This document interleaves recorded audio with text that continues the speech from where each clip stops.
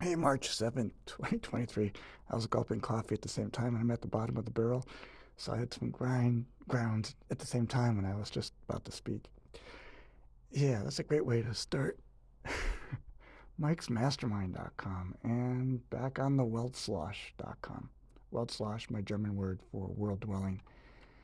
Wow. I mean, it's in one sense profound, but it's sort of like I've got 4 days before I have that interview with the Zeidler group. I need to come up with a comprehensive, in my mind, a comprehensive presentation to say, hey, I could be the leader of this group.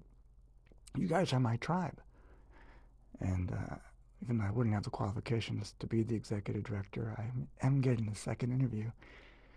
So, in relationship to that, I'm also back on this Weltslosh thing, exploring world dwelling, the quality of our experience, and how to enhance it. Isn't that what the work's all about? So, what is this experience, and how can we have it to where it's enticing and enticing to the level of engagement that makes it enlightening? And that's really, oh, I mean, isn't that the word, enlightening? And in my mind, and my eyes are closed right now, talking, even though it's, what is it? Yeah, I opened them again for a second.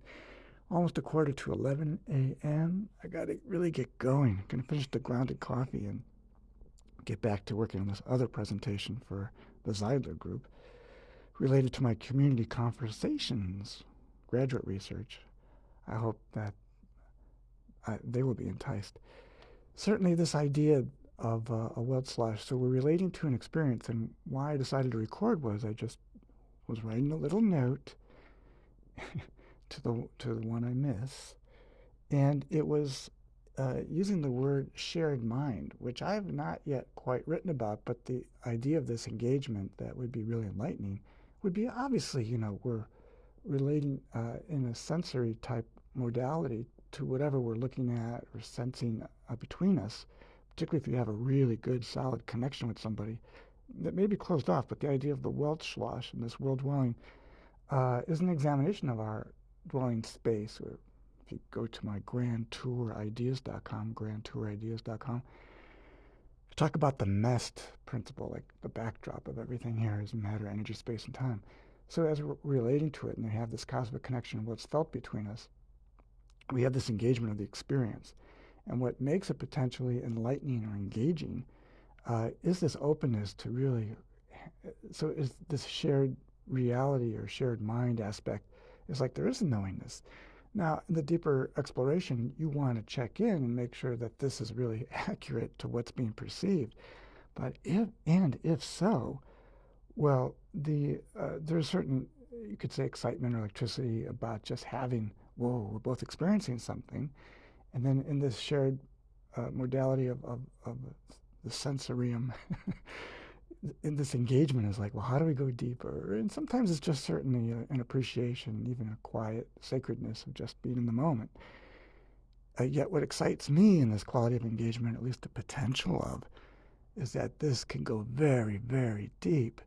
Because like how deep does that rabbit hole go, and how deep do we want to go?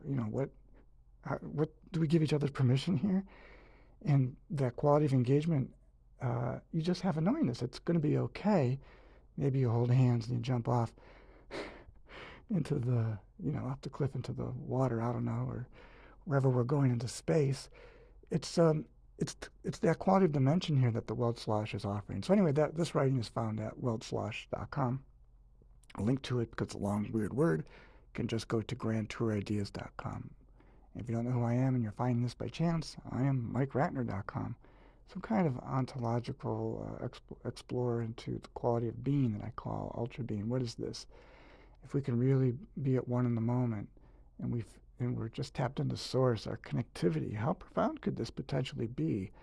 We look at ways to aspire, right? We all want to grow and mature in our life. And so if we look at achievement and growing and maturation, well, and we look at Maslow's hierarchy of needs, the pinnacle peak of his pyramid is self-actualization. So what would it be like to be self-actualized? And he actually wrote later on about what's what's beyond, which he described as transcendence. So whether it's the mortal coil or situations, uh, you become sort of a conduit in this realm because you're taking a stand. You're so present in the way of your ultra beingness that you take a stand for what this is. And it's total detachment, right? Because it's love in its complete dimension. It has to be. Now, not coming from a position that one knows better than thou, this is simply a relationship that gets explored in this dimension. And so that becomes like my knowingness is because of you. If you hadn't been the inspiration for this, where would I be?